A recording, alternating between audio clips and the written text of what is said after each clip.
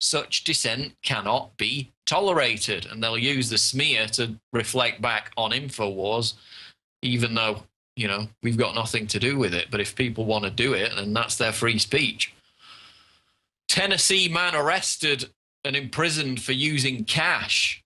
A Tennessee man was charged and jailed by police Friday after he used an old $50 bill to pay for goods at a Quick Mart store.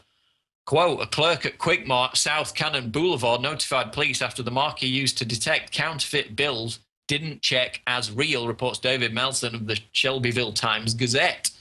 The front side of the bill was off-center and it didn't feel like a normal bill. It did look to be counterfeit, Officer Brock Horner said in his report.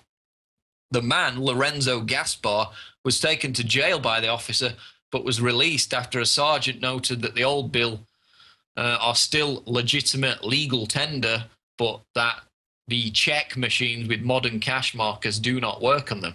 We've got a related story out of WorldNet Daily which dovetails with this. Man arrested, cuffed after using $2 bills.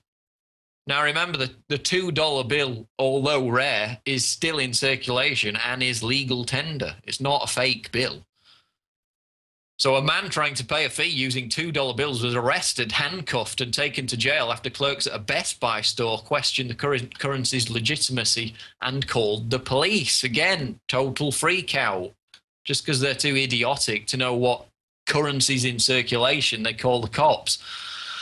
And basically, this guy was locked up, handcuffed for 3 hours. Turns out, of course, that everything's completely genuine. It's in circulation. It's legal tender. But we're seeing more and more cases of cash being linked with criminal behavior. You know, all over the world, we've got Spain banning cash payments for anything over 2,500 euros.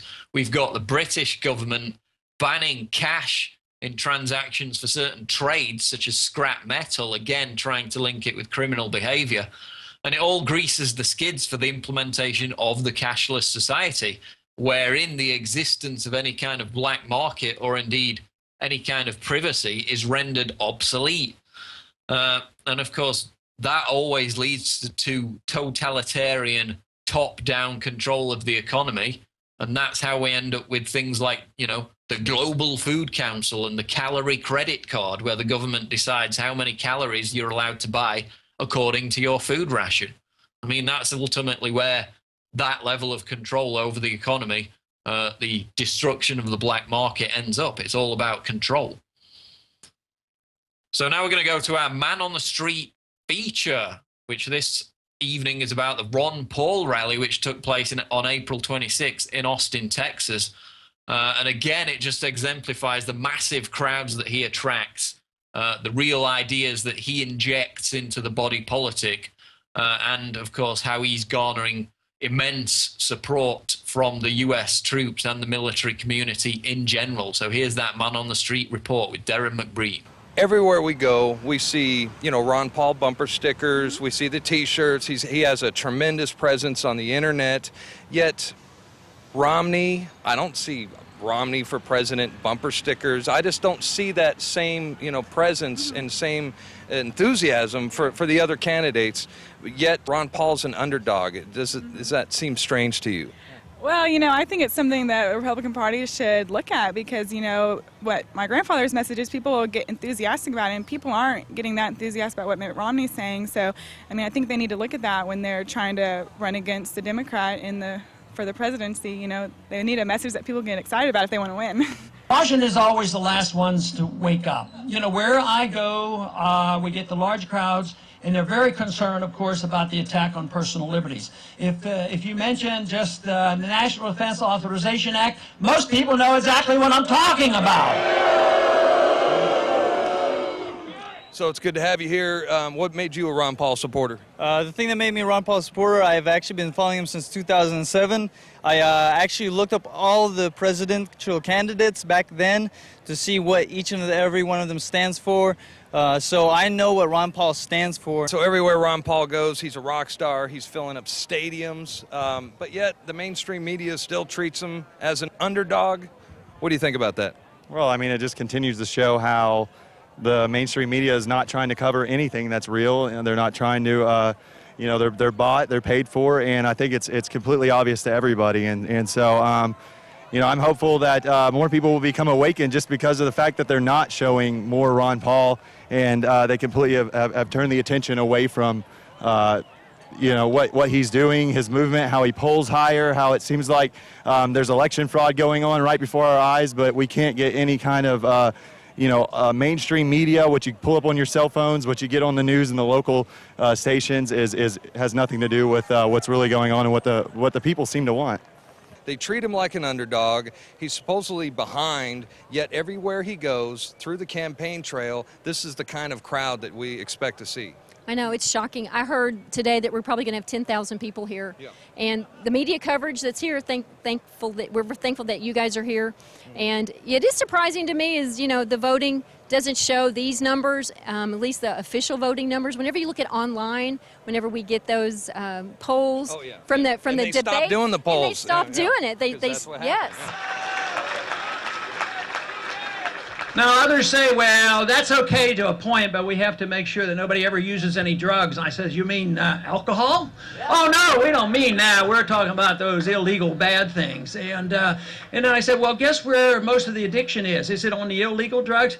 No, most of the addiction is on the prescription drugs. That's where the real problem is. No matter what he wins, I mean, even if he does not get elected the presidency, he still wins because he's injecting the real ideas and he's bringing up the real issues, and just look at what's happened. We already won. If you look at the contributors of Romney and Obama, you got Goldman Sachs, Citigroup, Morgan Stanley, JP Morgan, Bank of America. Ron Paul's contributors are Air Force, Navy, and Army. And then his money bombs where people are pitching in $20 at a time instead of the big corporations. It's thousands and thousands of people pitching in $20 here and there. Exactly. And if you think about it, our sense of support comes from true labor. It has real value. It comes from the working class. It does not come from the printing shop up at the Federal Reserve. It does not come from the fractional reserve banking system. It does not come from Ponzi schemes. It comes from the hard work of the American people. Also, the reversal from what happened from 100 years ago has started 10, 20, even 30 years ago. People who have been writing about Austrian free market economics, writing about the Federal Reserve System, and writing about and trying to get people to understand why a non-interventionist foreign policy makes more sense than being the policeman of the world.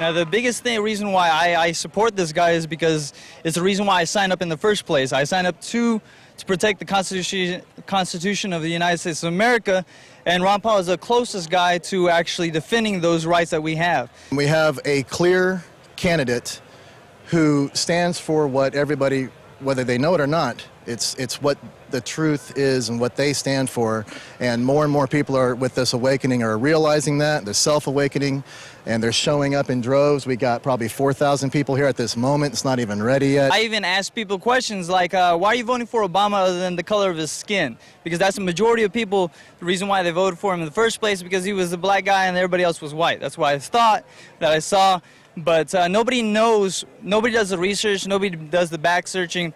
But the majority of us that go off to the war, who've actually gone off to war, we're pretty much sick and tired of the war. And all we do is we want to go home. We don't want any more deaths. We want to stay out of people's businesses, mind our own stuff. That's why I support it. We may have something happen. There may be a false flag incident where some ship goes down and you be used for the excuse to accelerate the next war.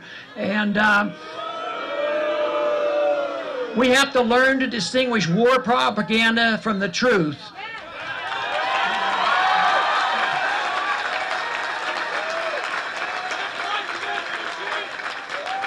I think it's important to take into account that it is not about Dr. Paul. He's a great messenger. It's about the message. And the movement is strong. The Liberty Movement is never going to end. and we're just going to get bigger. And I think we're just waiting for that tipping point for the revolution, right, to begin. What would you say to the hardliners who say that Ron Paul is a pacifist because he's not such a warmonger? Well, I would say that you need to do your research more. Obviously, Ron Paul is for the people. You have to get a declaration from the Congress. He would go through the Congress, ask the Congress for approval for war if we decided that we wanted to go after somebody, and from that he would take his stance. But by no means is he in isolationism. He just wants to make sure that we focus on ourselves, stop the bleeding before we actually help anybody else. Back when I served in the Navy as well, 5 years, and one of the best things that they ever taught us was in a gas environment, if we have a nerve agent gas that hit us, we would have had 8 seconds to don our gas masks.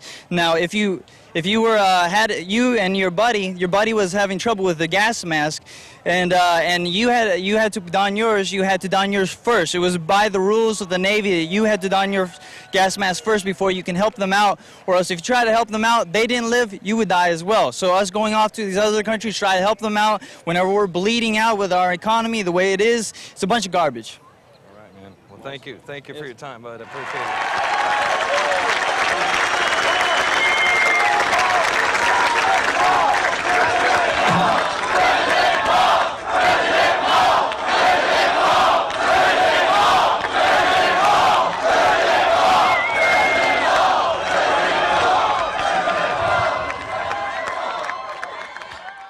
So there you have it, man on the street tracking the Ron Paul revolution. 95% of the jobs lost during the recession were middle-class jobs, by Michael Snyder, the Economic Collapse blog. Who is the biggest loser in the ongoing decline of the US economy? Is it the wealthy? No, the stock market has been soaring lately and their incomes are actually going up. Is it the poor? Well, the poor are definitely hurting very badly, but when you don't have much to begin with, you don't have much to lose. Unfortunately, it's the middle class that has lost the most during this economic downturn. According to Bloomberg, 95% of the jobs lost during the recession were middle-class jobs. That's an absolutely astounding figure. And that's the fundamental goal of the post-industrial revolution that the elite are trying to ram through. It's to eviscerate the middle class. And the Obama administration and the Goldman Sachs bankers who control it are doing a very good job indeed of achieving that aim. And so the only real answer, as we stressed on many occasions, is a lot of people are going to have to find new careers that are not in any way dependent on this rigged system. More people are going to have to become self-employed. More people are going to have to live off the land.